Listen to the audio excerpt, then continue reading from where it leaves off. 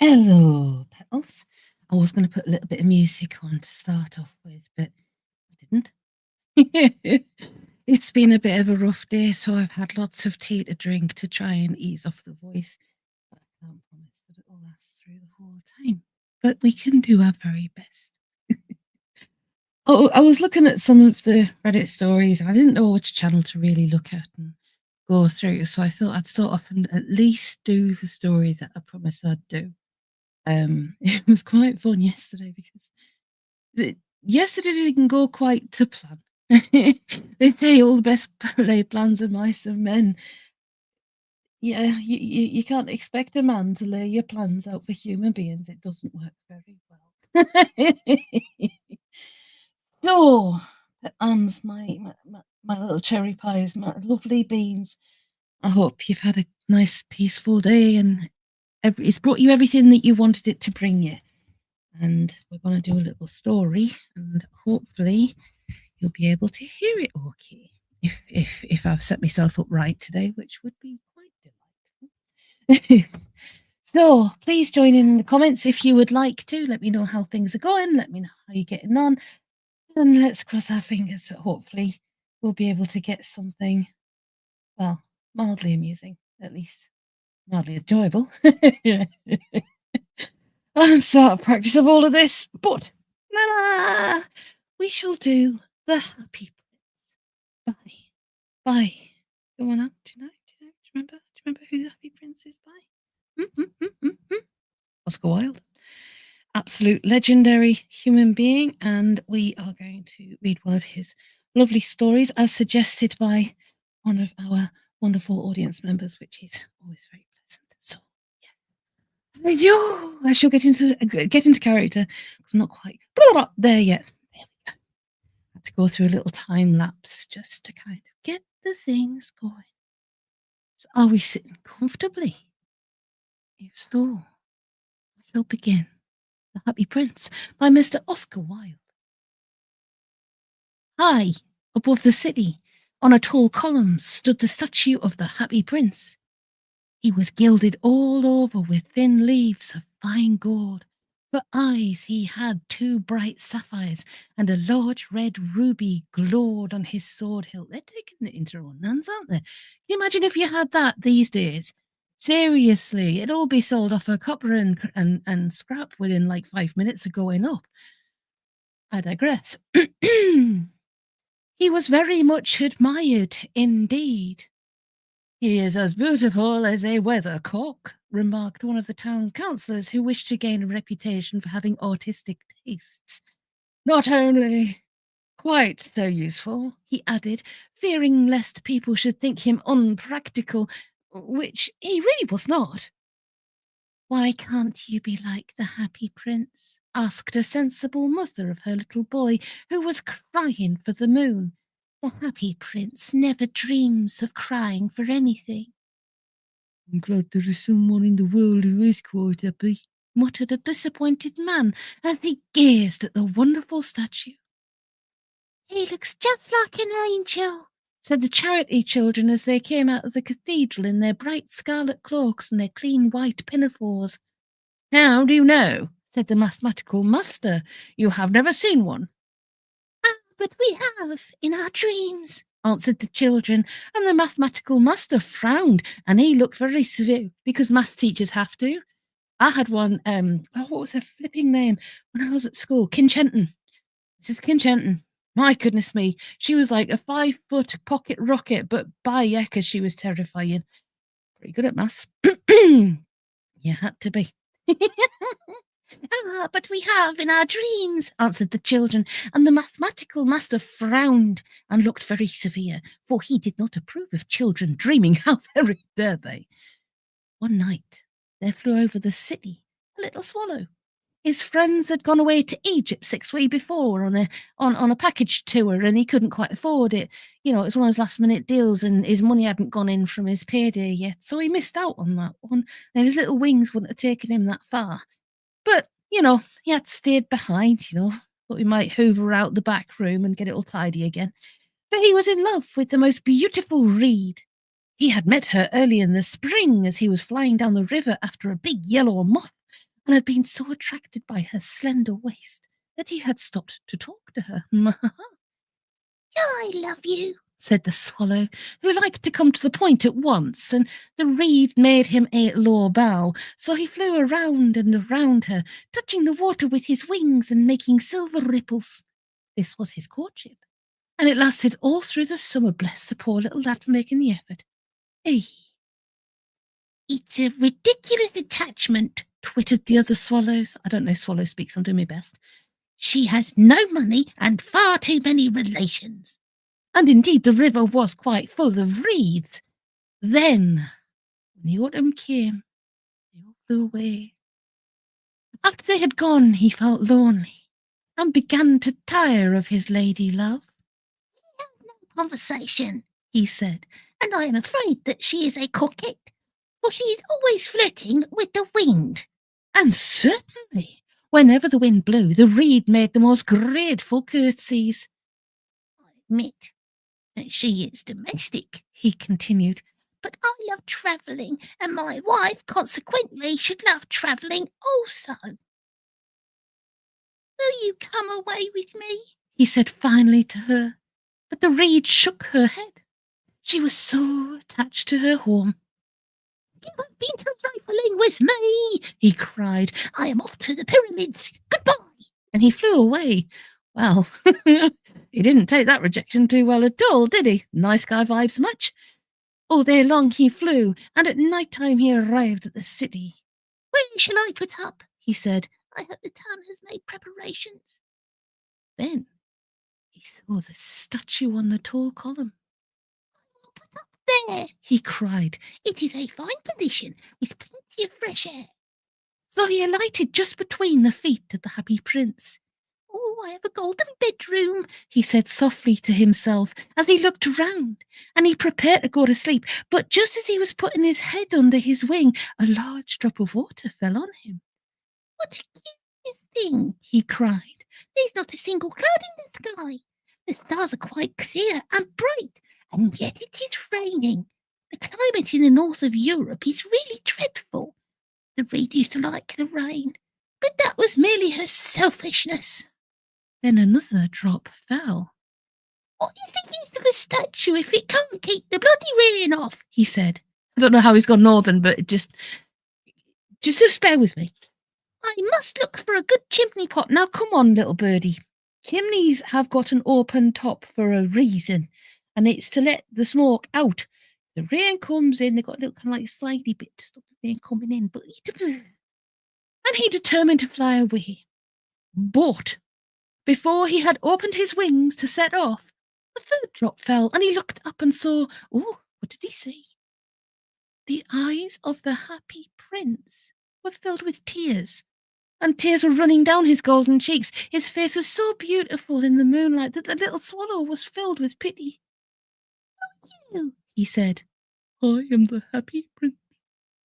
"Why are you weeping then?" asked the swallow. You have quite drenched me." "When I was alive and had a human heart," answered the statue, "I did not know what tears were, for I lived in the palace of Sans-Souci, where sorrow is not allowed to enter.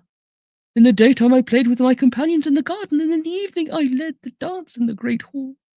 Round the garden ran a very lofty wall, but I never cared to ask what lay beyond it. Everything about me was so beautiful. My courtiers called me the happy prince, and happy indeed I was, if pleasure be happiness. So I lived, and so I died." Well, dying's not very happy, is it? "And now that I am dead, they have set me up here so high that I can see all the ugliness and all the misery of my city. And though my heart is made of lead, yet I cannot choose but weep." My goodness gracious me, you've got gold and sapphires on your fella. Seriously, you don't have to work, you've got gold and sapphires on you. I bet they keep you clean and everything as well. Just be happy with your lot. Eh. "What, is he not solid gold?" said the swallow to himself. He was too polite to make any personal remarks out loud, but I was a bit impolite there, and I do admit that, but ayo. "Far away," continued the statue in a low, musical voice, "far away in a little street there is a poor house. One of the windows is open, and through it I can see a woman seated at a table. Ye, you peeping Tom! Her face is thin and worn, and she has coarse red hands all pricked by the needle, for she is a seamstress. She's embroidering passion flowers on a satin gown for the loveliest of the Queen's maids of honour to wear at the next court ball. In a bed in the corner of her room, her little boy is lying ill. He has a fever and is asking for oranges. Oh, bloody hell, that's a bit swish. His mother has nothing to give him but river water, so he is crying. I hope she boiled it first. Swallow, swallow, little swallow, will you not bring her the ruby out of my sword hilt? My feet are fastened to this pedestal and I cannot move. Now, come on, props to you, fella. That's actually really kind. I am waited for in Egypt, said the swallow. My friends are flying up and down the Nile now and taking to the large lotus flowers. Soon they will go to sleep in the tomb of the great king. The king is there himself in his painted coffin and his Bermuda shorts. He's wrapped in yellow linen and embalmed with spices. Well, he calls them spices, but we know what he's been doing. Round his neck is a chain of pale green jade, and his hands are like wizard leaves. Swallow, swallow, little swallow, said the prince. Will you not stay with me for one night and be my messenger? The boy is so thirsty and the mother so sad. Don't think I like boys, answered the swallow. Last summer, when I was staying on the river, there were two rude boys, the miller's sons, who were always throwing stones at me. Mean. They never hit me, of course. We swallows fly far too well for that. And besides, I come of a family famous for its agility, but still, it was a mark of disrespect. But the happy prince looked so sad that the little swallow was sorry. It is very cold here, he said, but I will stay with you for just one night and be your messenger. I suppose. Thank you, little swallow, said the prince. So the swallow picked out the great ruby from the prince's sword. It can't be stuck in that well. Marksmanship and workmanship these days. And flew away with it in his beak over the roofs of the town. He passed by the cathedral tower where the white marble angels were sculptured. He passed by the palace and heard the sound of dancing. A beautiful girl came out on the balcony with her lover. Ooh, how wonderful the stars are, he said to her, and how wonderful is the power of love. I hope my dress will be ready in time for the state ball, she answered. I have ordered passion flowers to be embroidered on it, but the seamstresses are so lazy. Madam, he passed over the river and saw the lanterns hanging on to the masts of the ships. He passed over the ghetto and saw old people bargaining with each other and weighing out money in copper scales. At last he came to the poorhouse and looked in. The boy was tossing feverishly on his bed, and the mother had fallen asleep. She was that tired. In he hopped and laid the great ruby on the table beside the woman's thimble. Now, narrator's note here. I'm sorry, I was really in the flow of it, but I've got to pick hairs. I'm sorry. Now, you see this lady, right? She pops over to a local Tesco's with a whacking great big ruby. It's like, ta-da, can I have an orange, please? They'll be like, need, call the police, right? At least the little swallow could have done was take it to a jeweller's, got it chipped down, then he had to take it to a barterer, got it sold, and given him some coin. Some coin would probably be more useful than a flippin' ruby. Hey, Tesco's don't have a little slot in the paying thing for rubies, I don't imagine. But just saying, right? Here we go. Then he flew gently round the bed, fanning the boy's forehead with his wings. Oh, that was sweet. Oh, Raphael, said the boy, I must be getting better. And he sank into a delicious slumber.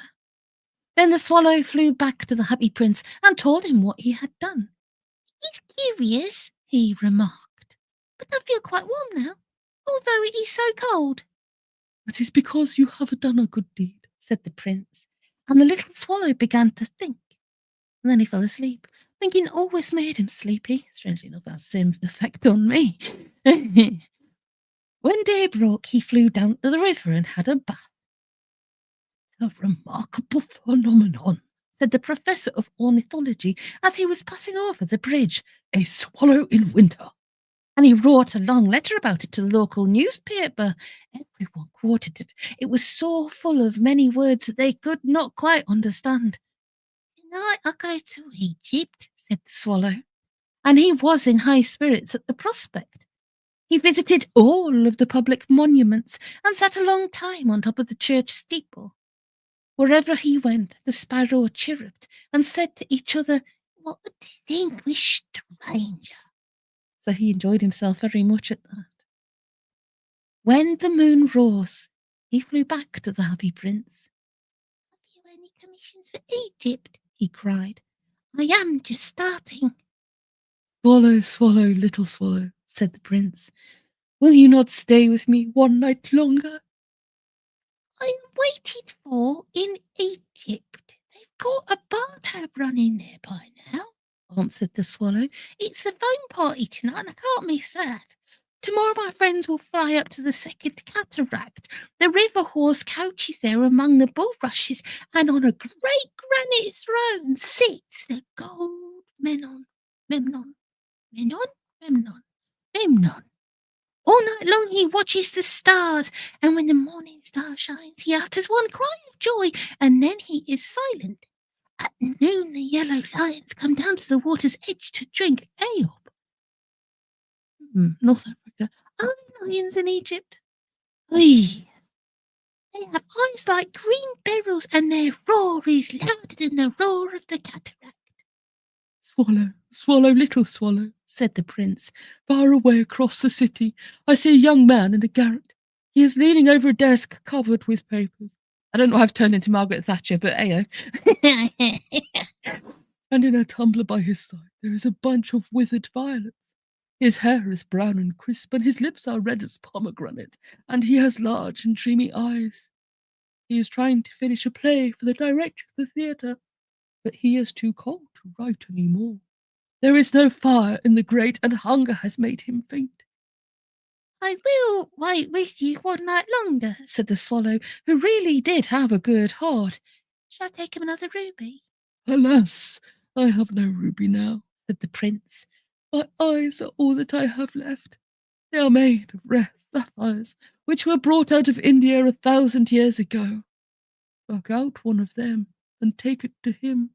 He will sell it to the jeweler and buy food and fire." That makes sense. "And buy food, does he work 9 to 5 or is he open 24/7? And buy food and firewood and finish his play."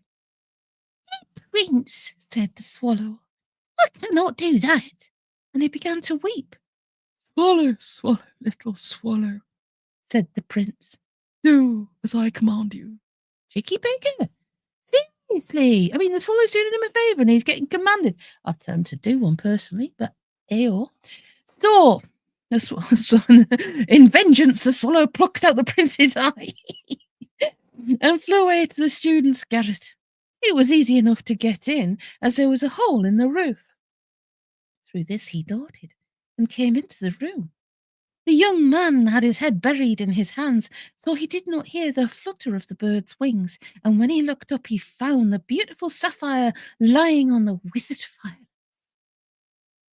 "I am beginning to be appreciated," he cried. "This is from some great admirer. Now I can finish my play." And he looked quite happy. The next day the swallow flew down to the harbour. He sat on the mast of a large vessel and watched the sailors hauling big chests out of the hold with ropes. "Heave ahoy!" they shouted as each chest came up. "I'm going to eat it!" cried the swallow, but nobody minded. And when the moon rose, he flew back to the happy prince. He hasn't learnt his lesson yet. "I come to bid you goodbye," he said. "Swallow, swallow, little swallow," said the prince, "will you not stay with me one night longer?" "It is winter," answered the swallow, "and the chill snow will soon be here. In Egypt the sun is warm on the green palm trees, and the crocodiles lie in the mud and look lazily about them. My companions are building a nest in the temple of Baalbek, and the pink and white doves are watching them and cooing to each other. Dear prince, I must leave you, but I will never forget you, and next spring I will bring you back 2 beautiful jewels in place of those you have given away. The ruby shall be redder than a red rose, and the sapphire shall be as blue as the great sea." "In the square below," said the happy prince, "there stands a little match girl. She has let her matches fall in the gutter, and they are all spoiled. Her father will beat her if she does not bring home some money, and she is crying. She has no shoes or stockings, and her little head is bare. Pluck out my other eye and give it to her, and her father will not beat her." "I will stay with you one night longer," said the swallow, "but I cannot pluck out your eye. You would be quite blind then." "Swallow, swallow, little swallow," said the prince, "do as I command you." See, he's still on with these commands. I'm surprised he only gets like his eyes plucked out. So the swallow plucked out the prince's other eye and darted down with it. He swooped past the match girl and slipped the jewel into the palm of her hand. "A lovely bit of glass," cried the little girl, and she ran home laughing. Then the swallow came back to the prince. "You are blind now," he said. "so I will stay with you always." "No, little swallow," said the poor prince. "You must go away to Egypt." "I will stay with you always," said the swallow, and he slept at the prince's feet. All the next day he sat on the prince's shoulder and told him stories of what he had seen in strange lands. He told him of the red ibises who stand in long rows on the banks of the Nile and catch goldfish in their beaks, of the Sphinx, who is as old as the world itself and lives in the desert and knows everything, of the merchants who walk slowly by the side of their camels and carry amber beads in their hands, of the king of the mountains, the moon, who is as black as ebony and worships a large crystal. Narrator's note. Yeah, I read that before I realised. Of the great green snake that sleeps in a palm tree and has 20 priests to feed it with honey cakes, and of the pygmies who sail over a big lake on large flat leaves and are always at war with the butterflies. "Dear little swallow," said the prince, "you tell me of marvellous things, but more marvellous than anything is the suffering of men." I think that's pretty marvellous, to be perfectly honest, but it's poignant. "But more marvellous than anything is the suffering of men and of women. There is no mystery so great as misery. Fly over my city, little swallow, and tell me what you see there." So the swallow flew over the great city and saw the rich making merry in their beautiful houses, while the beggars were sitting at the gates. Not much has changed, eh? He flew into the dark lanes and saw the white faces of starving children looking out listlessly at the black streets. Under the archway of a bridge, two little boys were lying in one another's arms to try and keep themselves warm. "How hungry we are," they said. "You must not lie there." I'll try that again. "You must not lie there," shouted the watchman, and they wandered out into the rain. Then he flew back and told the prince what he had seen. "I'm covered with fine gold," said the prince. "You must take it off, leaf by leaf, and give it to my poor. The living always think that gold can make them happy." Leaf after leaf of the fine gold the swallow picked off. I hope he's got. Seriously, I hope the happy prince gives him a little bit of a bonus for doing all of this. It's a bit cheeky. It's all unpaid labour. Seriously, I'll be in touch with the union. Anyway, leaf after leaf of the fine gold the swallow picked off till the happy prince looked quite dull and grey. Leaf after leaf of the fine gold he brought to the poor, and the children's faces grew rosier, and they laughed and played games in the street. "We have bread now," they cried. Then the snow came, and after the snow came the frost. The streets looked as if they were made of silver. They were so bright and glistening. Long icicles like crystal daggers hung down from the eaves of the houses. Everybody went about in furs. Of course, it was fake fur in those days. And the little boys wore scarlet caps and skated on the ice. Poor little swallow grew colder and colder, but he would not leave the prince. He loved him too well. He picked up crumbs outside the baker's door when the baker was not looking and tried to keep himself warm by flapping his wings. This is going to get really sad in a minute, so I do apologise. But at last he knew that he was going to be unalived. He had just enough strength to fly up to the prince's shoulder once more. "Goodbye, dear prince," he murmured. "Will you let me kiss your hand?" "I'm glad that you are going to Egypt at last, little swallow," said the prince. "You have stayed too long here, but you must kiss me on the lips, for I love you." "Oh my!" "It is not to Egypt that I am going," said the swallow. "I'm repose of death. Death is the brother of sleep, is he not? And he kissed the happy prince on the lips and fell down dead at his feet. At that moment, a curious crack sounded inside the statue, as if something had broken. The fact is that the leaden heart had snapped right in two. It certainly was a dreadfully hard frost. Do you know something? My whole Christmas like kind of storytelling has taken a really dark twist. I mean, I was expecting it from the Brothers Grimm, but ew.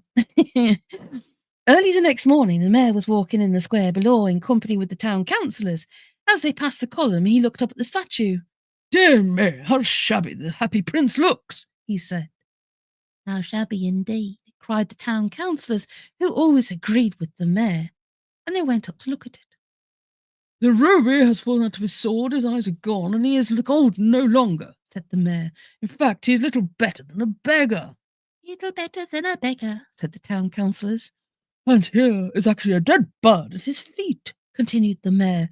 "We must really issue a proclamation that birds are not to be allowed to die here." The town clerk made a note of the suggestion.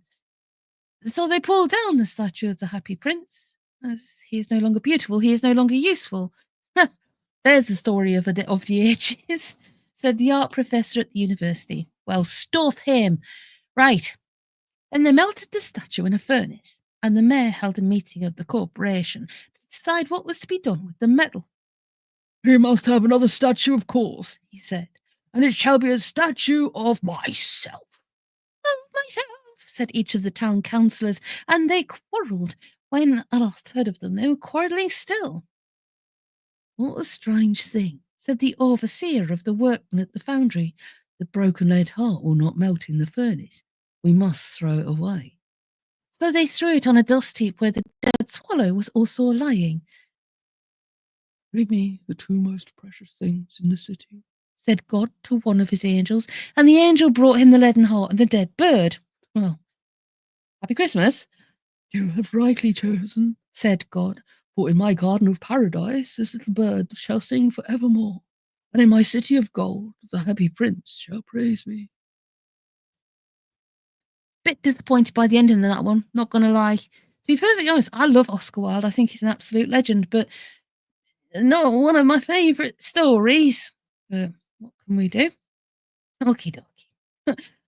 My suggestions on Kindle. A Christmas cornucopia, an Italian Christmas. Christmas is coming. Victorian murders. I'm not really sure which one I should do, to be perfectly honest.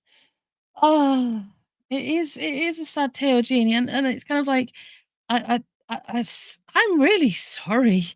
I really not make good choices. I wanted to do some nice fun stories yeah, I didn't do so well with that one, I don't think. Um, but we could woodland folk tales, Icelandic folk tales would be brilliant, I reckon.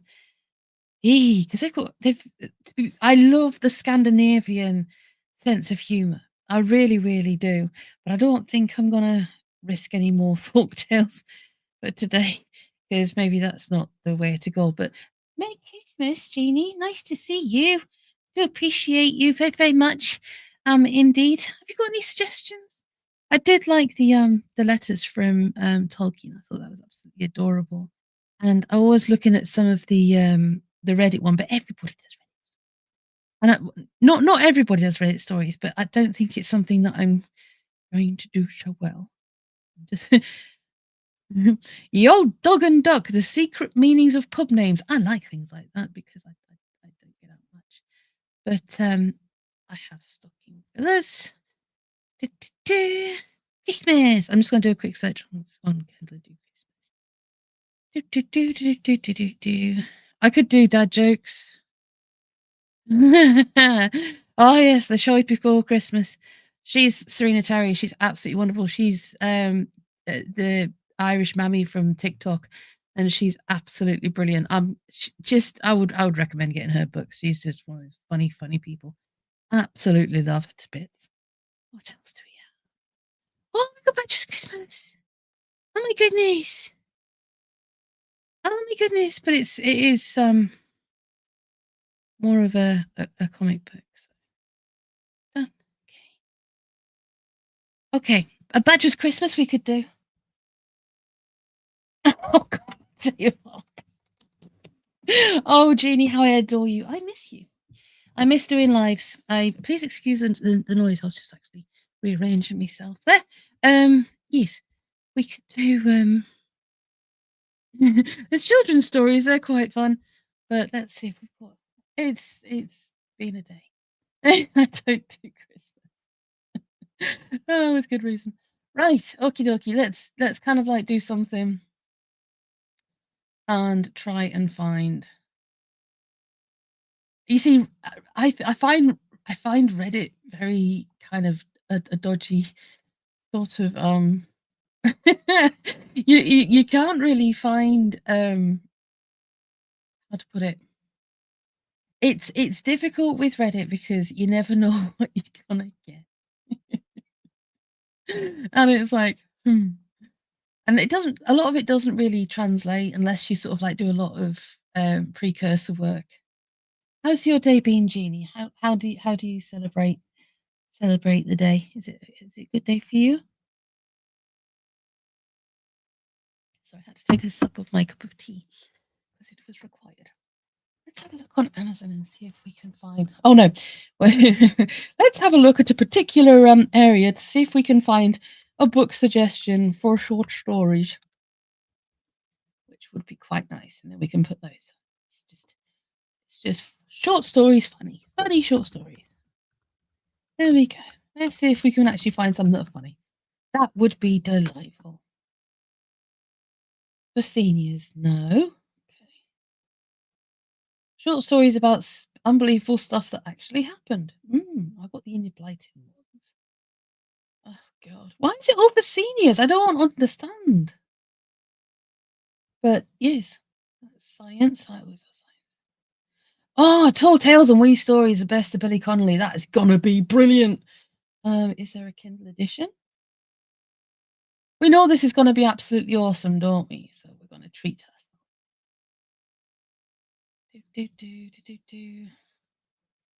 Do, do, do, do, do. Billy Connolly. In the wrong thing. Of course I'm in the wrong thing. Need to be in Firefox because that works. Please apologize. I'll give you some music. Do do do do do do do.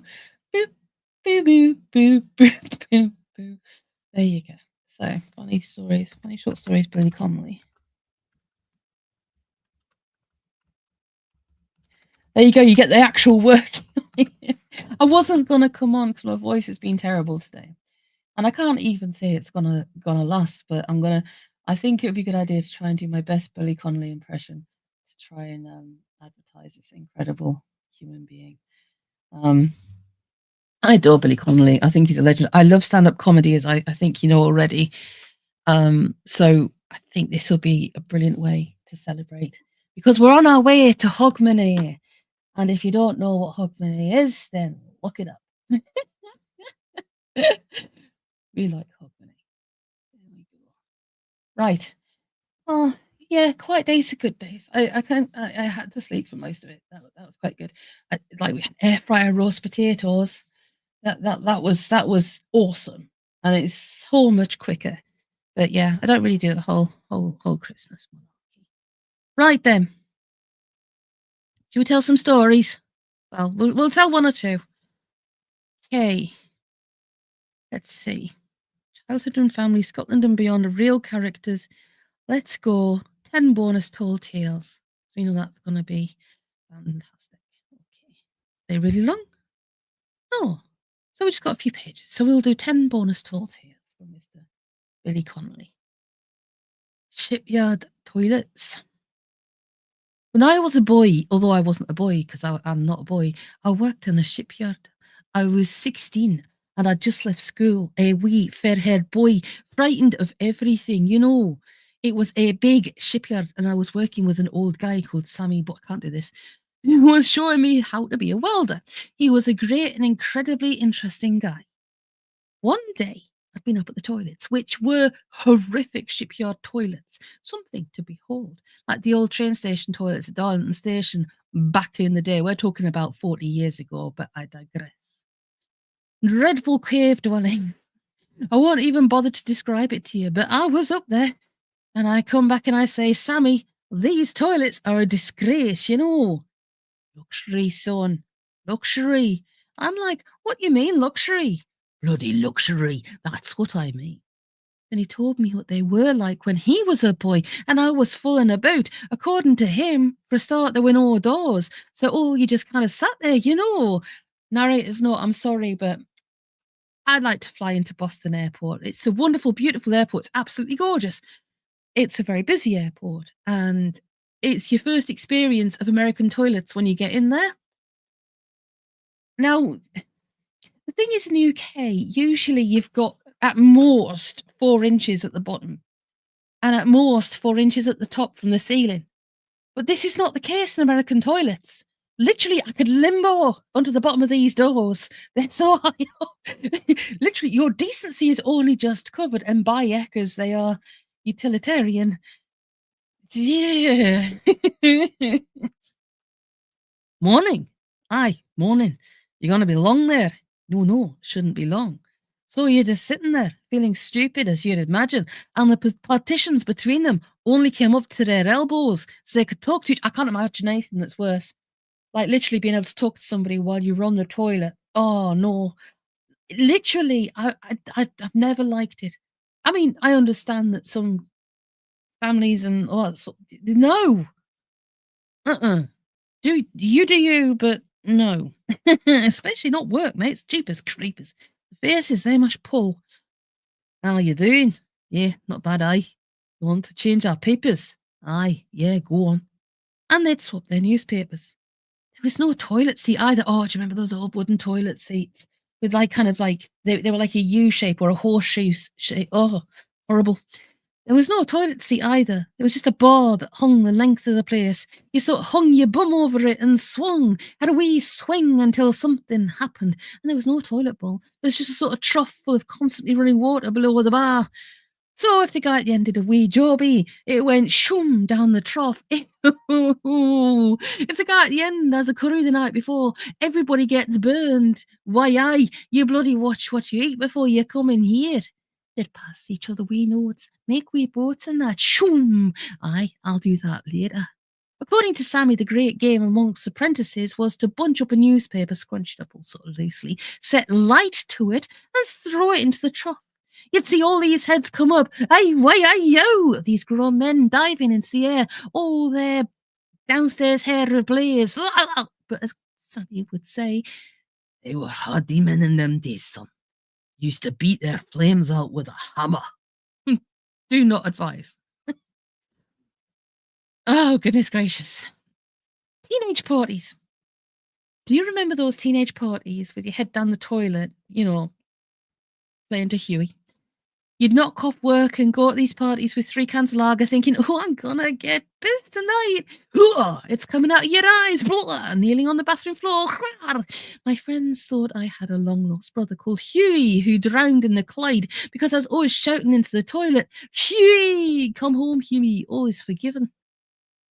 I was at a party once. We were all getting bevied, and there's this one guy in the company who isn't drinking the same stuff as everybody else. We're all drinking beer and whiskey and odds and ends. Oh, not him, because he makes his own booze. And it's like pink milk. And nobody else wants to know. They won't go near it in case it changes the colour of your hair or something. What? He's trying to convince everybody else just how good it is. He's drinking massive measures. Oh, how good this is. Have another large one. All right. And he ends up lying across the chair like a bendy toy, making noises that don't mean anything. Ooh-ha, ooh-ha, ooh-ha, ooh-ha, ba-ba. So they grab him and take him out the room like a rubber man and send him away to bed. He's telling everybody he's all right. I'm all right. I'm all right. They get him upstairs and lie him down on the bed, and he's thrashing around because he thinks he's still walking. And we all go back to the room. So we're drinking and telling jokes and carrying on, and then there's a noise from the hallway. Ooh, we all run out to see what's happened, and he's lying in a heap on the floor. So we pick him up, and it becomes terribly apparent that he's messed himself. Oh, Christ. He'd been trying to get to the toilet and his legs have refused to operate right. The rest of him is in perfect working order. Oh, I shit myself. Yeah, and you're the last one to know as well. I do apologise to anybody that's eating their dinner right now, but it's Billy Connolly. What can I say?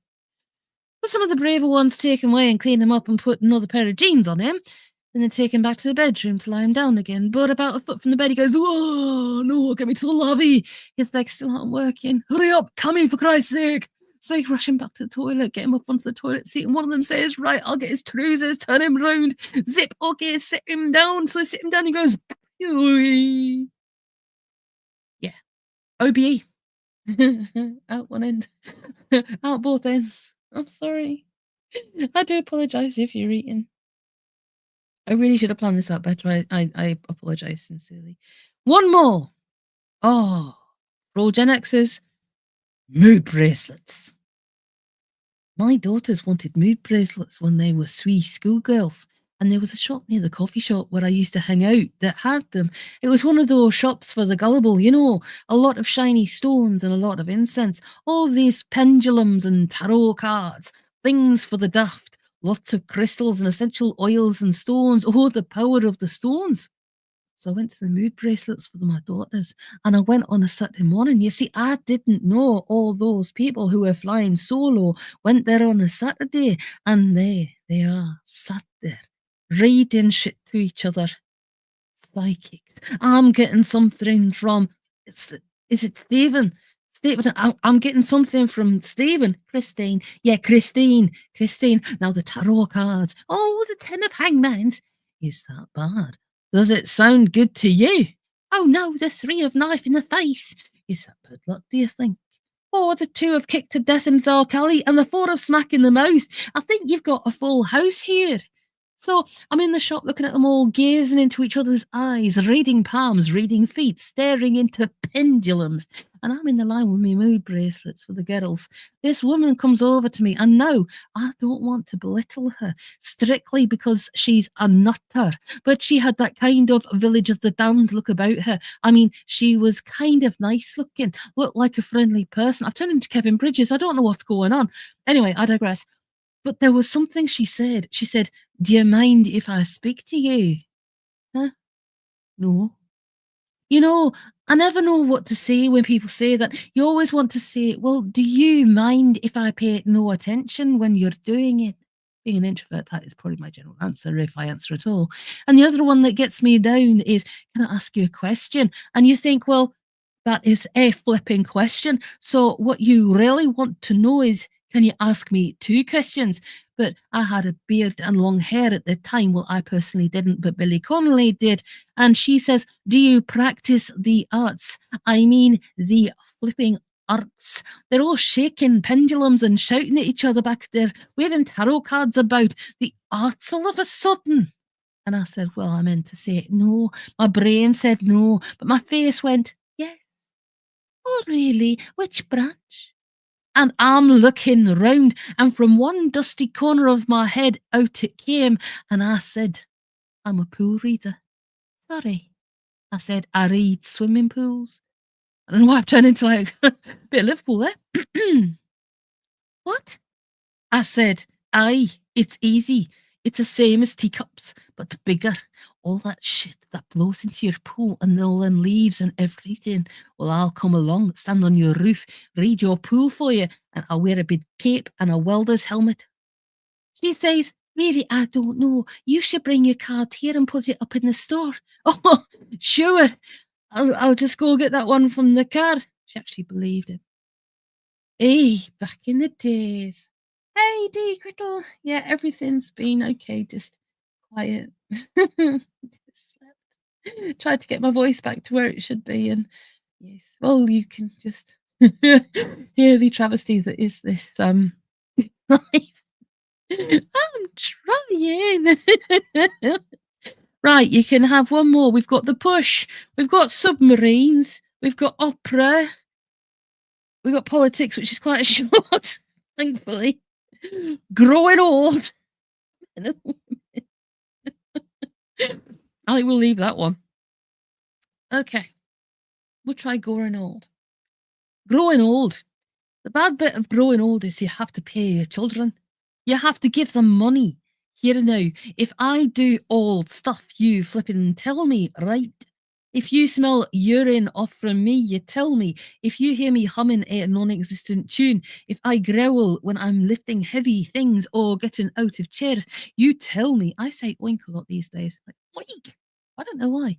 If I do a lot of tongue work when I'm eating dinner, or if I do tongue work and hum, or the worst one of all, if my tongue comes out and the spoon's only halfway to my face, you tell me. You have to watch for these things, or you go sliding downhill with a terrible rapidity. And your birthday changes. 62 candles are a lot. The paint comes off the kitchen door with the heat. Children have got asbestos suits and welder's helmets and welder's gloves when they give it to you. Go on, Dad, blow out the candles. Who wants a bit with the flour and the writing? I have a bit without the saliva. Yes. And sex gets very interesting. It's funny as you know, usually, but the older you get, the funnier it becomes. It's kind of weird. Bits and pieces look like an old age pensioner when they're attached to an old age pensioner. It goes grey, all of it. Yes, I'm not going to read the rest of it. Okie dokie. Last one, opera. I love opera, but I think it's approximately 2/3 too long. Everyone I've been to, it's really crap. Like in Corman, the leader of the rebels is standing with his back to the army. They're all behind him, and he's singing, "Men, I want to talk to you," in the opposite direction of the people he's talking to. They're over there, you silly fella. And the virgin that he's in love with is dressed in a brown velvet house. Big, large unit of a lady. Large. And there's nothing wrong with that. She's substantial. And he's supposed to be the young grenadier. Does anybody associate the word grenadier with grenades? That literally, I'm 49 years of age, and that occurred to me today as I was playing Clans of Eternum, which is an awesome game, and I was getting like grenades lobbed at me by a grenadier. I thought, yeah, should have realised that. I was raised in the army, for crying out loud. Hey, right. He's supposed to be the young grenadier, but he's about 59 in the opera. But he's talking with his back to the army, like, "Men, here's what we'll do. We'll attack the fort and then we'll grab all this stuff and we'll bugger off." And they're like, "Eh? What's he saying?" Well, I don't know.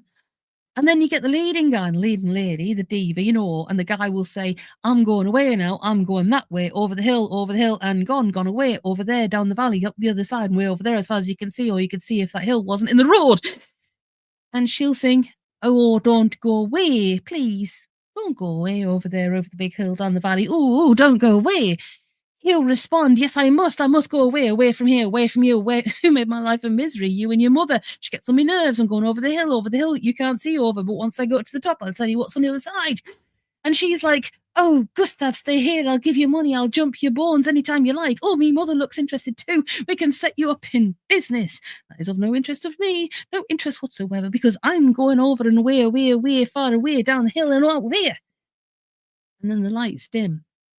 And a sort of reddish light comes on in the two of them, and he goes, "I'm going away. I'm going away. I'm going away over there, over there, over there, over there. I'm going away over there." And two other guys come on singing, "He's going away. He's going away over there." We know he told us earlier he's going over there. He's dumping her. She's absolutely crap. He doesn't care. Over there, over the hill, a long way off. And then the lights go dull again. And the whole company comes in. "He's going away. He's going away. Far away over there." Okay, I get it. I get it. Oh my goodness gracious. Well, thank you for your indulgence. I'm sorry that it's been a bit of a, yeah, it's been a bit of a damp squib, but I will learn the lessons from this Christmas live, and I would like to do. Hello, Black Cap, how are you doing? I was actually just gonna go. I've been starting to do Billy Connolly like repartee because I've messed it all up a little bit. I was going to do Paddington tomorrow for Boxing Day. I thought that'd be nice. I got Paddington. I do like Paddington. He's such a bean. Especially seeing as I didn't plan it so well for, sorry, excuse me, for today. But I'm sure this is going to be delightful because the Paddington I've got is actually quite short. It's Paddington the Christmas Surprise. So instead of like the normal books, it's just a short little book. And I thought I'd do that for Boxing Day. The Big Yin, yes, Flat Cap. Somebody else that appreciates him as much as I do. Flipping love Billy Connolly. Like I like my stand-up comedy. I really, really do. And he is one of the absolute legends as far as I'm concerned. It is, but it's kind of like hit and miss, and my tea's gone cold, and I haven't had a drink the whole time I've been doing this, so please excuse me. Mhm. You know what I should do? I should always have a straw for for when I'm drinking. But yeah, it's I, my it yay. Um, what time would work for you guys? What would be good? What would work for you? Because like I'm thinking, I really do want to do Paddington's Christmas. Yes, Spike Milligan. Oh my goodness, why didn't I think of Spike Milligan? So what we could do tomorrow is we could do Paddington's Christmas present. We could do the Big Yin and Spike Milligan, and I'll get a Spike Milligan that can do their sort of like some of their comedy as well. Because I just they're just legendary, and I can't do it justice, but I wouldn't mind kind of just kind of just doing a little bit of comedy repartee and just like my own like, take on their most famous, well, not the most famous, but some of their narratives. Goon show scripts. My goodness, that's awesome. That is so good. Oh, what is it? Right, I'm gonna try and remember the word. There's a very famous Spike Milligan one, and my God, it was by Eckers. It was. I think he did it with Harry Seacombe on BBC Radio, and it was something akin to, but not the same as We Are the Knights That Say Knee. And there was a particular word that he did, and if any of you can remember that, I will be most impressed because seriously, the guy was legendary. Oh, it's like it was something like "Nicky, Nicky, Nicky, ooh, ba-ding." It was something like that. And if you can remember, "Ecky, Ecky, Ecky, Ecky, ba-ding." That's the one. Oh my goodness, I'm gonna have to look that one up. Seriously. It wasn't it. It was like icky, icky, icky, ba-ding. Oh, back in the day, that was so much fun. Really was. But I think my main takeaway from this holiday season so far is instead of just like getting all the books ready and everything, actually highlight where you're gonna read from. That would be a really good idea. So then, my lovely beans, how do we think? So tomorrow, let me know in the comments if you would. Like War Diaries. Oh, that's genius. Oh, I might get them. Didn't he do that on the radio? He did the narrative of it. Because like what we've got to do is we've got to try and go for the comedy more than anything else. Eccles obviously is, brilliant. But yes, tomorrow's going to be a day of kind of not a day, a whole day. We're going to do it probably early evening. But what do you reckon? Maybe should we start about 6? Maybe 5 or 6? Ning ning. Oh, that's it. Ying dong ying dong ying dong ying dong ying dong lipo. Ying dong ying dong ying dong ying dong ying dong lipo. That one. Yes, they probably do. Probably do. But yeah, I think I'll need to have a little. How about what do you want? Maybe 6 or 7? Would that be better for you guys tomorrow? How do you think? Actually, tell you what. While we're on, I want to see if I can get do, do. String is a very peculiar thing. Rope is thicker, but string is quicker. Oh my goodness gracious. You guys are legendary. Let's have a look. Spike Milligan. Okay.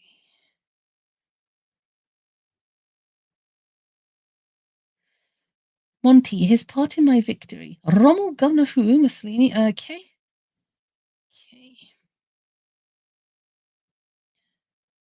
Do. Spike Milligan, man of letters. I do really have an affinity with Spike Milligan because he's a freaking legend. 'Cause I think he was Meaning of Life. That's an autobiography more of sorts. Minus social jokes. This is not good, is it? They've got French ones as well. There's a lot of quiz books about 100 multiple choice questions on Spike Milligan. That's a bit interactive. Okay, this isn't helpful.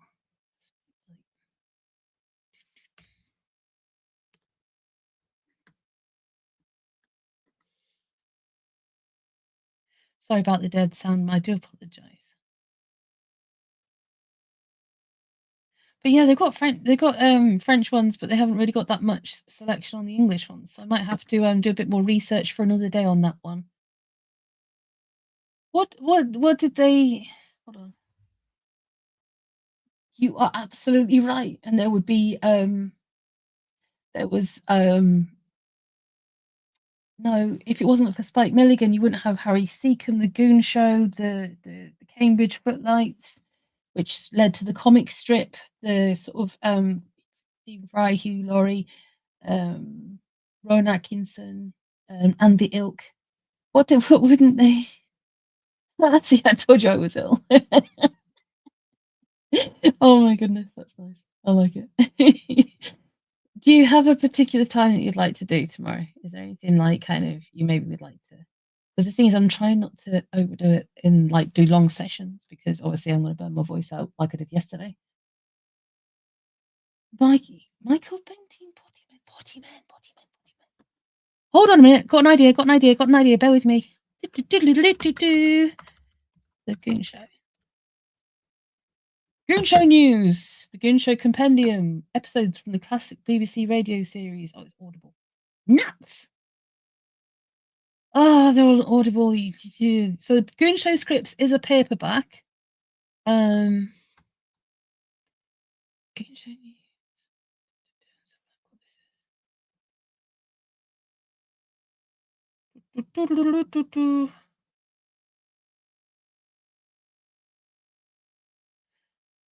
Oh my goodness! I wish things would just be like a simple description. Sometimes it's like, nah. Okay. But no, we're not going to pay nearly £30 for the Goon Shows. But yeah, they're all audio CDs and audibles. So we haven't got anything on Kindle, which is frustrating. We will look into it a bit further and plan a bit better. So I hold my hands up. It's all my fault. Yeah, thank you so much. It's kind of like I did do the Prince, the Happy Prince, probably not as well as I wanted to, but you know how it goes. So the plans are then, my lovely beans. Oh, the Pink Panther movies, Red Dwarf, Fawlty Towers. You're absolutely right. Hey, happy days. We were really lucky, weren't we, with our humor and stand-up comics and does anybody remember Phil Cool, for example? But my lovely beans, sorry, I'm waffling on again. If you could, in the comments section, if you let me know times that are good for you, I'm aiming maybe 6 or 7 GMT would be good. You see, National Lampoon, I'm hit and miss, but Douglas Adam and Terry Pratchett, absolutely, and Tom Holt, indeed. So they're all kind of inspired. It's kind of like how they did. Yes, exactly. Phil Cool was legendary. I flipping loved him. Jasper Carrot. I think we've had that conversation before. Oh my goodness! How did I not even think about Jasper Carrot? Hey, if I'm going to do the big yin, then I've got to do Jasper Carrot. Let's have a look. What's he got on here? Do. Sure, they've got paperbacks. Yeah. Why don't they have Kindle editions? Rude. Ugh. I think a lot of them would be just kind of like pulled back, wouldn't they? Because of classic comedy. Okay. The Two Ronnies, for example. No, we don't want the Divine Comedy. Even though it is awesome. Classic literature. I'll look into it. Because as I said, there's a lot of really, really good funny. Yes, of course, Flat Cap, indeed. forgot they're small. Very true, very true. I mean, there's some that I really abhorred. I hated Bernard Manning, and I didn't like, oh, what's his name? I mean, the thing is, Carry On films have their place, but, uh, a lot of the people in them I absolutely abhorred. Um, the earlier Carry On films were awesome. The later Carry On films were just gratuitous, I found. Porridge, oh my goodness, yes! That was brilliant. That was, Ronnie Barker, wasn't it? No. No, it wasn't Ronnie Barker. It was, wasn't it? And of course, they did, Open All Hours as well. That was another one. Oh my goodness. It's a bit twee, but do you remember, oh, the fellas in Yorkshire? What was it called? The Compo. Oh my goodness, Last of Summer Wine. You're absolutely right, flat cap. Absolutely, because the thing is, Carry On in the beginning was the typical British with like everybody was speaking quite funny, and they were like da da da, and they were still like, I like cleaning windows, still like the Norman Wisdom stuff. But then they started to get gratuitous when it started to get liberate this like Summer of Love and Liberation and everything. It's like it I mean, the thing is, if it's in context, I get it. But if it's just for cheap thrills, I'm like, yeah. Bob Monkhouse, he was very, very intelligent. Very, very intelligent. But there's just something about him that I just couldn't quite gel with, but he was very funny, and he was definitely good at what he did. Yes, he did. Milligan was legendary, absolutely. What about, let me think, newer comedians as well? Yes, he was. I didn't, oh god, who was the, Southwest one? Oh, he used to wear a flying helmet. Yes, The Goons does predate Carry On, but it was more radio, whereas Carry On was more film. Jethro! No, I haven't. I'll have to look it up. Let's have a I don't know if I want to look it up right now, though, because 'cause I'm, like, kinda trying to kind of avoid the dark stuff. George Formby, yes, exactly, sorry. Norm which one did Norman Wisdom do? But Norman Wisdom was there as well. They were both kind of, like, the same sort of era of film, weren't they? Um George Foreman kinda like he tilted his hat back a lot, didn't he? Sorry, I'm going on a right tangent. See, this is why I absolutely adore you guys, because 'cause we're all in the same generation and we all get it. Oh, the young ones. Oh, I'm sorry. I'll not have a single word said against the young ones because Rick Mail, I don't know if you know this, but he is absolutely my hero who I would actually aspire to be because I absolutely adored Rick Mail. I loved Bottom with him and Ed Edmondson. I loved him in the comic strip films, you know, because they were absolutely brilliant. Loved him in the Young Ones. His Jack and Ori tales were absolutely brilliant. When he was in Blackadder, which is another one of those series which is an absolute classic in my opinion. But these are the Cambridge Footlights, which again, the Goon Show and the Cambridge Footlights are synonymous. You talk about inspiration, and like Stephen Fry will say, sorry, he'll refer to the Goon Show as well. Roy Chubby Brown, yeah. I mean, he was okay. He had a lot of funny material, but he was again skirting on the risque. The young ones were brilliant. Yes, they are. I loved it. You see, with Bottom when it was live, when they caved, brilliant. Yes, it was that one where it was on the beach.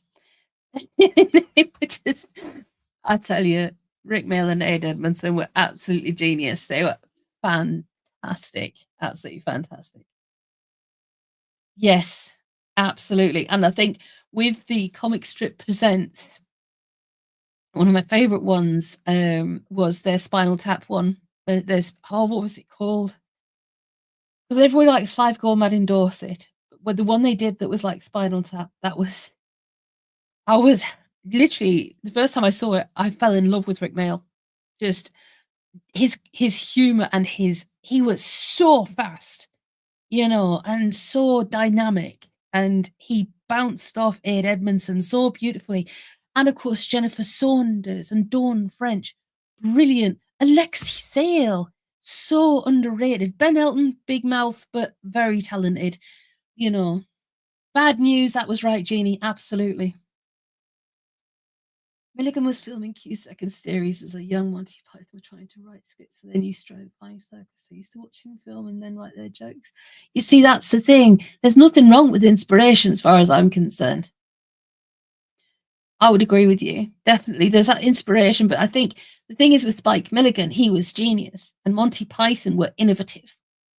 You know, they wanted to try something different. They wanted to evolve comedy. Is that the right terminology? Yes, not the 9 o'clock news. Absolutely on point. Absolutely on point. We were so lucky. I mean, the thing is, don't get me wrong though. Today we have a very, in the UK especially, we have a very, very strong, we have a very strong, oh, David Dimbleby, don't even. But we have a very strong, oh, what's the word? Alumni of stand-up comedians today. You know, from Richard Ayoade to Kevin Bridges. Kevin Bridges is legendary as far as I'm concerned. Rod Gilbert, who I've mentioned this week. Jimmy Carr. Jimmy Carr is absolutely outstanding. There's so many. I can't remember all of their names right now. It's the only new comedy show. How about the IT Crowd? I mean, you can't deny the genius that is Richard Ayoade. And if you haven't watched Greg Davies in The Cleaner on iPlayer, my goodness gracious, cringe is wonderfully. It's secondhand embarrassment, wonderfully cringe. I adore it. I mean, Peter Kay. Oh my goodness, Peter Kay is definitely golden. He's definitely golden. He's The Cleaner is brilliant, but yeah, Peter Kay, his Blackpool live shows where he does his mam. I defy anybody not to absolutely howl laughing with that one. I think we need to. I mean, I do like to do lots of different things with the channel and everything, but I honestly think we need to do a sort of like a reimagining or reliving classic comedy, but do it for like kind of the channel and like for today. It's something that's worth thinking about because I think we could do it really well. Seriously. The Cleaner is brilliant. I would recommend anybody, if you've got iPlayer, check out Greg Davies and The Cleaner. Taskmaster as well. I mean, I know a lot of people are hit and miss with Taskmaster, but seriously, you've got the echelons of UK comedians on there. They had Bob Mortimer on there as well. Obviously, Reeves and Mortimer, again, inspired by Spike Milligan, again, inspired by The Goon Show. Because Vic Reeves' Big Night Out, everybody says about shooting stars, but they forget about Vic Reeves' Big Night Out. Yes.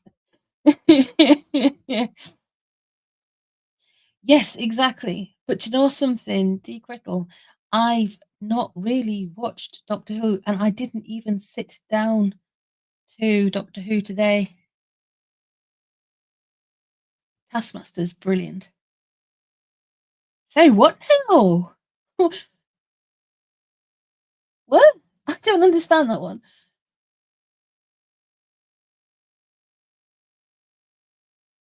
But Taskmaster is good, but the thing is like I'm sulking with Channel 4 because I used to have a subscription. Years and years and years I had my subscription to 4 Plus or 4, whatever they call it now. But it's not the same anymore because you've got it to have no adverts, but they still have whacking great big adverts over the top. Oh, Betty. I don't. Yeah. I've kind of like you've taken my breath away there, Flat Cap. I don't know what you mean because we are very accepting here. I don't know what that's in reference to, but I know you're really nice and everything, so I'm not sure what the whole thing is. That was oh flipping Henry. Who Betty was Michael Crawford, I think. I think. I'm wrong.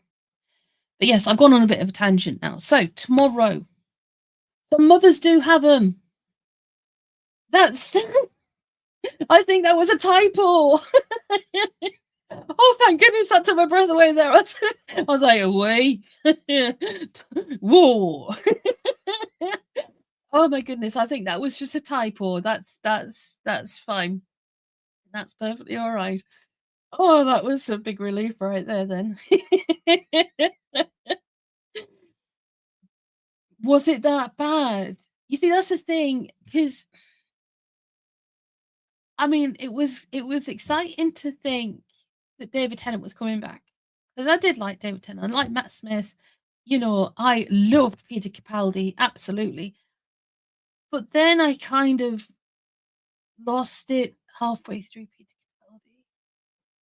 No, I can't be watching Crying on a Christmas Day. I have it hard enough as it is. You see, the whole reason is like I do understand very much how difficult Christmas can be. So it's kind of like when it gets emotional, I can't deal with it. So I avoid like TV and the news on this day. In fact, I kind of like had to sleep a lot because, as you can hear, my voice is a little bit off, but it's okay.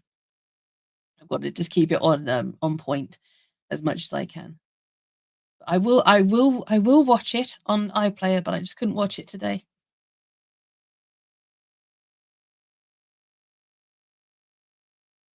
Oh, timeoid spoilers! Okay, well, I can be a bit soft on these things, so we'll wait and see. We'll wait and see. I'll have a look, see, and see what's going on. But as I said, it's like kind of I need to watch the series because I've actually not watched the entirety of this series. Shame on you. That's the first rule of nerdishness: is no spoilers.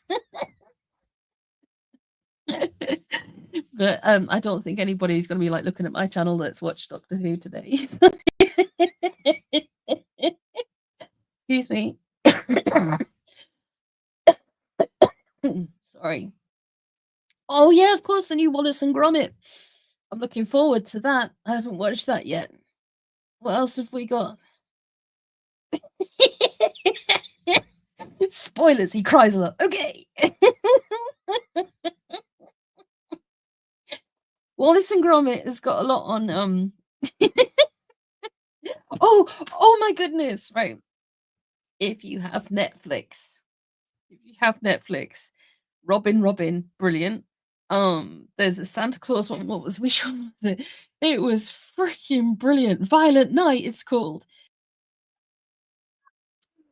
Outstanding. Hold on. Yeah, Violent Night, and it's just please, if you get a chance. It sounds worse than it is, but it's kind of like okay, basically, it's got the rich family and it's got the people that are trying to get together for Christmas, and then basically all the money gets stolen from the rich family, and there's a big sort of like you know terrorist cell coming to attack them. It's kind of like Die Hard in that sense. It's like domestic Die Hard, right? It's the best way I can explain it. And this like little girl, she's like really believes in Santa and everything. And Santa's actually having a really rough time. And he's kind of like a bit down and out. He's like had a bit of a scrap with his missus. He's a bit worse for wear from being on the adult source, as it were. And he kind of like gets this message from this little girl on the radio because he somehow ends up in the house. And I've got to say, it's one of the best battles between good and evil I've ever seen.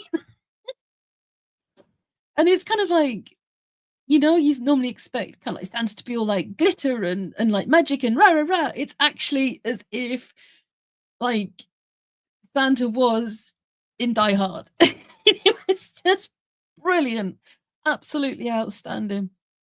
Sorry, um, there's a lot of other good stuff on. Hold on, let me just mute this. Right, I'm looking forward to watching that Christmas. That looks really funny uh on the Netflix things. Robin, I recommend that. It's so, so very sweet. Which else did I watch? As I said, Violent Night, absolutely watch it. Exploding Kittens, essential. Because I said so. It's not really Christmas, but it's funny as out. Um, what else did I see? Um, I put quite a few by, um, went through all of them, and like, "Oh, maybe I'll watch that one, and maybe I'll watch that one." Um, but yeah, I think for holiday, and if you've got Netflix, Violent Night, That Christmas, and Robin Robin, and of course you got to watch,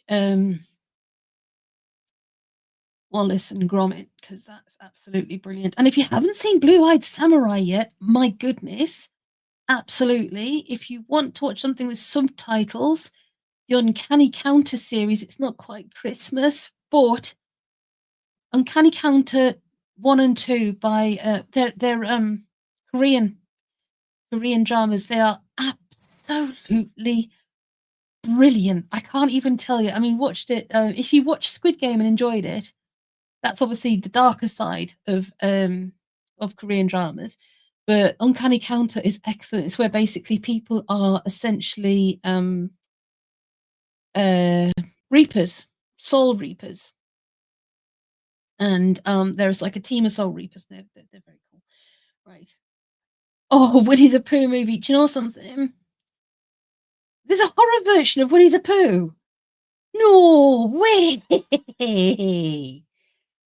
Get away! You know I'm gonna have to Google that, right? I'm gonna Google it on my phone while you lot just waffle on. I'm just gonna find out what's going on with this. I dread to think Winnie the Pooh horror movie. I I I love Winnie the Pooh. Don't ruin it for me.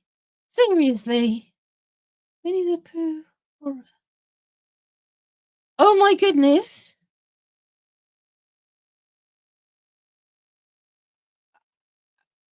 Yeah. Oh my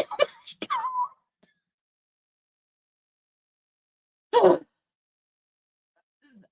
I can't. What on earth? So essentially, like, is it? I I'm gobsmacked. Okay, I shall need to. Do I dare read the synopsis? Not wanting to live in the shadows any longer, Winnie the Pooh, Piglet, Owl, and Tigger take their fight to the town of Ashdown, leaving a bloody trail of death and mayhem in their wake. Oh, oh. Winnie and Friends, abandoned for 20 years by Christopher Robin. I can see that. I can see how they might be a bit offended by that. That's yeah, we don't like that. Oh my goodness. um, right. Well, might give that one a miss. Oh goodness gracious, you guys are amazing. You really are phenomenal, phenomenal people. I don't think he'd be just turning. I think he'd be spinning more than the gourmet blender. Seriously.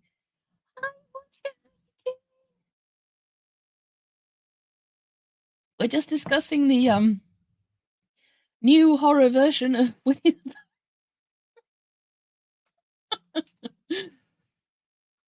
um I, I I am gobsmacked by it. But yes, yes, he would be apparently flat cap. That's the thing. I mean, the thing is, though, I think you should always give a bit of credence if people are kind of like, I mean, it's like what I do. You know what I mean? It's kind of like you've got to make it your own, and it's all an interpretation. And it's inspired by, and it kind of you're lucky enough to be inspired by incredible stories, and that's all part of history and literature, isn't it? Just oh god, I think there are some. I think there are some. Anyway, on that note, right, well, lovely beans. I'm gonna Scooby, but as I said, tomorrow, this has been incredible. You guys have really helped me sort of pull it back together. I wasn't doing very well with this, so I am incredibly grateful that you've pulled it back together for me. Much appreciated. Oh, Steam Way Prime Mickey, oh my god. And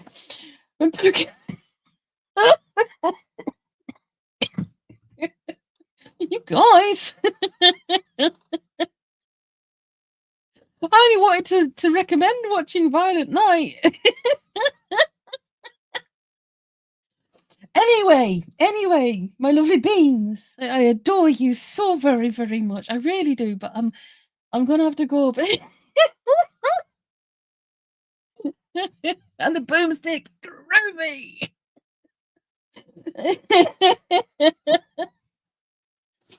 Is this coming from me recommending the cartoon of exploding kittens? Steampunk Billy.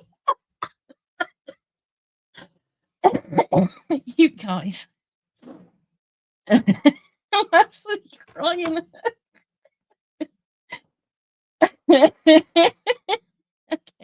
Okay. Okay.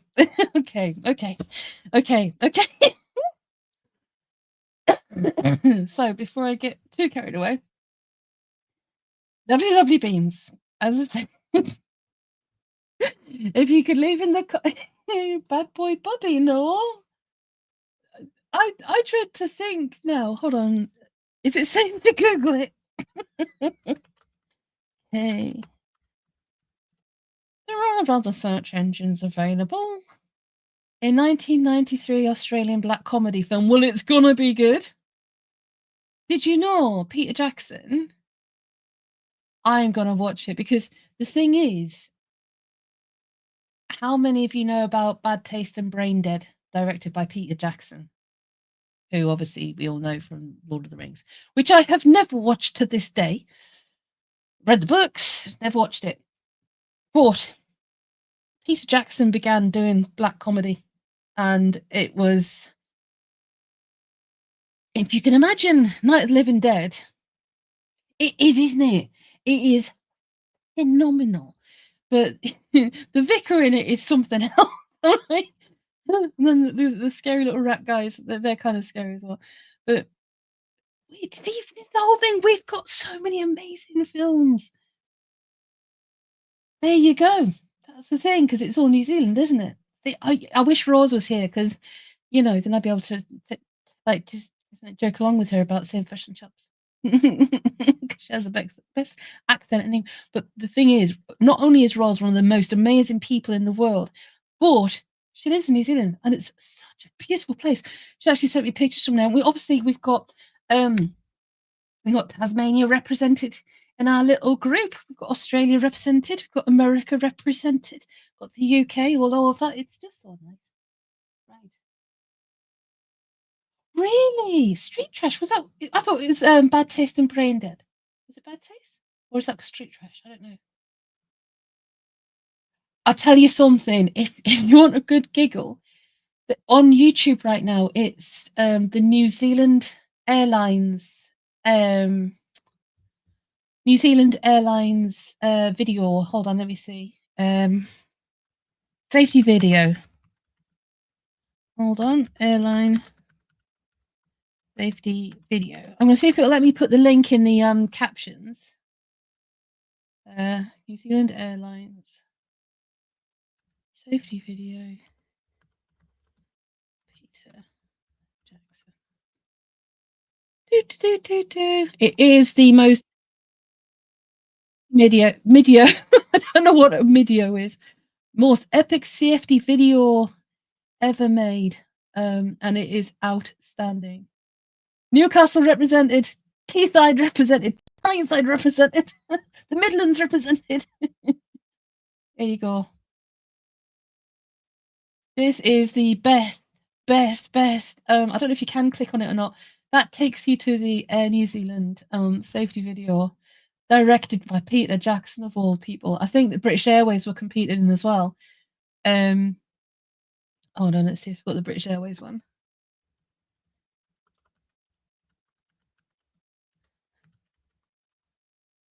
Safety video 2024. Hold on, let's see who's on there. Oh yeah, you see, they've all been competing, and it's brilliant, and it's a good chuckle, especially if you do fly. You'll probably enjoy it. Excellent. Here's another one for you, and then I'll leave it at that. Bristol Southwest. War, war, war. Bristol. We like this. You guys are amazing. I freaking adore you. Right, my lovely beans. My lovely beans. I've really got to Scooby if we're going to have a little session tomorrow. So tomorrow we're going to do Paddington's Christmas present. We're going to do a bit of Billy Connolly. We're going to do hopefully a bit of Spike Milligan. If not, we're going to do a bit of classic comedy. And it would be really cool, again, if we have a little chit chat on movies and films and TVs and stuff. Thank you for being here, Jeannie. It's so good to see you. It really, really is. It is a real joy, and especially seeing that you were here yesterday as well. So, but as I said, 6 or 7 tomorrow. 7, 7, 8, 8. Tell you what, we'll have a little vote. We'll put a little vote in the comments. Actually, I'll put it in the community thing to vote what time we go on tomorrow. But big love. I appreciate all of you very, very much. Take it easy. Look after yourselves.